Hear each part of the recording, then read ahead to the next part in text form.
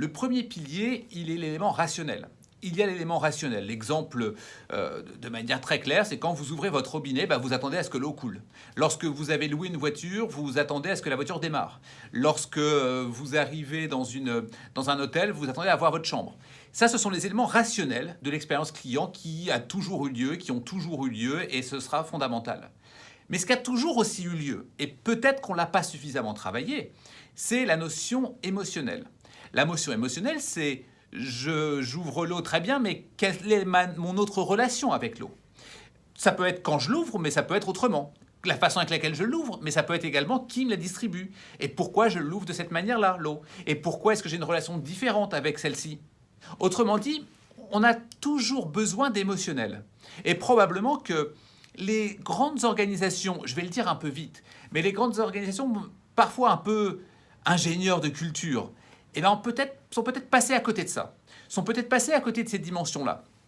Si l'on prend l'exemple de l'eau, il y a bien longtemps que les marques de grande consommation ont cherché l'expérience client, ont cherché à communiquer autre chose que l'eau. Alors ça peut être sur des propriétés, éléments rationnels, mais ça peut être sur autre chose, sur la façon avec laquelle nous vivons notre relation avec l'eau.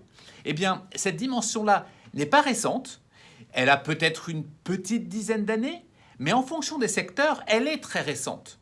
Et les entreprises, comme je dis, peut-être de culture un peu ingénieure, eh bien, sont peut-être dans cette optique-là. Je pense à l'énergie, d'une manière générale. L'énergie qui peut être à travers l'électricité, qui peut être à travers le gaz, qui peut être à travers le fuel, qui peut être à travers, évidemment, l'eau. Eh bien, ces entreprises-là sont plutôt récentes sur le sujet.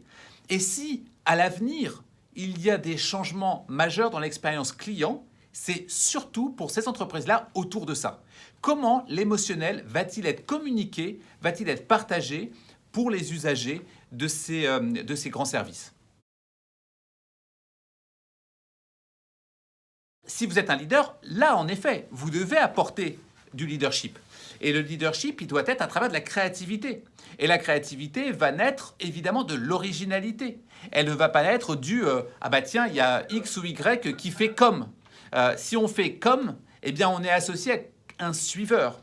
En B2B, il y a de l'expérience client. Elle est encore moins développée que lorsque l'on parle de B2C, bien sûr. Quand vous parlez de France Télécom, eh bien, vous avez un expérience client qui n'est pas du tout la même chose que Orange, par exemple, dans lequel vous avez une évolution relativement récente, voilà, elle a peut-être maintenant 10-15 ans, mais relativement récente de ce qu'est l'expérience client. Eh bien, là, il ne s'agit pas de copier. Ce que s'est dit France Télécom à ce moment-là, c'est que d'une part, je vais inventer quelque chose de nouveau, je vais créer quelque chose de nouveau, et d'ailleurs, je vais m'appuyer aussi sur un certain réseau Orange qui existait auparavant, et ensemble, ils vont créer quelque chose d'original. Parce qu'ils ont voulu prendre cette position de leader. Eh bien, ce n'est pas forcément l'expérience client voulue chez Free. Lorsqu'on est dans une situation telle qu'une transition importante comme celle qui est demandée, quand on souhaite nous-mêmes être un acteur, eh bien là aussi, la question fondamentale, elle est celle de la pédagogie cette fois-ci. La pédagogie qui va être responsable d'éduquer les autres. Si vous attendez sur un système d'éducation, je dirais, institutionnel, ça ne marchera pas, ce sera trop tard, ce sera trop long, il y a beaucoup trop de parties prenantes. Si vous vous dites « je vais attendre que la société éduque les citoyens à la question de la transition de l'eau », vous pouvez attendre des siècles. Évidemment que ça ne fonctionne pas comme ça, parce qu'ils ont des agendas qui ne sont pas les mêmes, ils ont une inertie qui est considérable, et donc il est souvent au leader au contraire de prendre la pédagogie en main.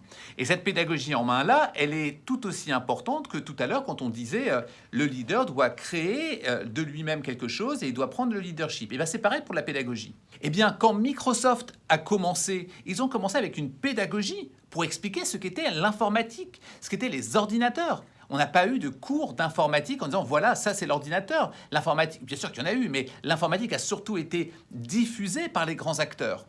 C'est la même chose pour Apple. Pourquoi Apple s'est dit on va avoir des cours chez nous de la façon avec laquelle on va utiliser les choses. De la même façon, l'objectif, il est, en tant que leader, de ne pas simplement chercher à je vais vendre pour vendre ou je vais apporter de l'expérience client pour faire en sorte que les gens se sentent bien. C'est aussi prendre le leadership sur un problème. Prendre un problème de société, c'est important pour une entreprise, pour une organisation, qu'elle soit porteuse de cela. Eh bien, évidemment, ça coûte de l'argent. Évidemment, ça coûte du temps. Mais si vous êtes le leader, vous n'avez pas le choix. On a une multitude d'arguments, une multitude de points de vue, et cette multitude de points de vue va s'articuler en fonction des différents individus. Eh bien, il faut du temps pour ça, on a besoin de cheminer pour ça, et il ne s'agit pas d'aller vite. Je crois plutôt à la question de la pédagogie dans laquelle on a une acceptation qui va nous permettre de le faire. L'autre voie que je pourrais défendre aussi, c'est une voie non démocratique, en disant « vous êtes trop bête pour comprendre, donc on arrête de vous faire manger de la viande, et puis c'est tout ». Vous êtes trop bête pour comprendre qu'il y a un réchauffement climatique, vous arrêtez de prendre l'avion, vous avez un nombre de points par an, et c'est tout. Ça, c'est une vision non démocratique des choses qui, on le sait, peut faire régler les choses. L'autre voie qui est une voie démocratique, et ben dans ces cas-là, c'est une voie de pédagogie, dans laquelle on va prendre du temps. Mais l'outil magique n'existe pas, il existe des outils qui permettent de convaincre les individus. Quels sont les meilleurs moyens pour la transition? Ben, si vous vous posez cette question-là, il faut simplement faire des tests, il faut essayer, comme on fait en marketing, c'est-à-dire il faut qu'on se dise, ben voilà, je vais faire une app et c'est un prototype et je vais l'essayer, voir si ça marche pas, pourquoi les gens le font, pourquoi les gens le font pas. Vous prenez la question de la remarque des déchets par exemple tout à l'heure. Vous savez que là où ça a le mieux marché, c'était là où les bacs étaient pucés et les gens étaient vérifiés aussi, est-ce qu'ils mettaient bien ce qu'il fallait dans les bons bacs aussi. Donc il y a une pédagogie à la fois d'un point de vue éducation, et puis il y a aussi un élément je surveille, je contrôle, et si tu déconnes, eh bien tu payeras pour ça. Peut-être qu'il y a quelque chose à faire derrière ça. Cette question-là, pour moi, elle est importante de savoir comment est-ce qu'on bascule dans la transition, et pas quel outil, à proprement parler, est important.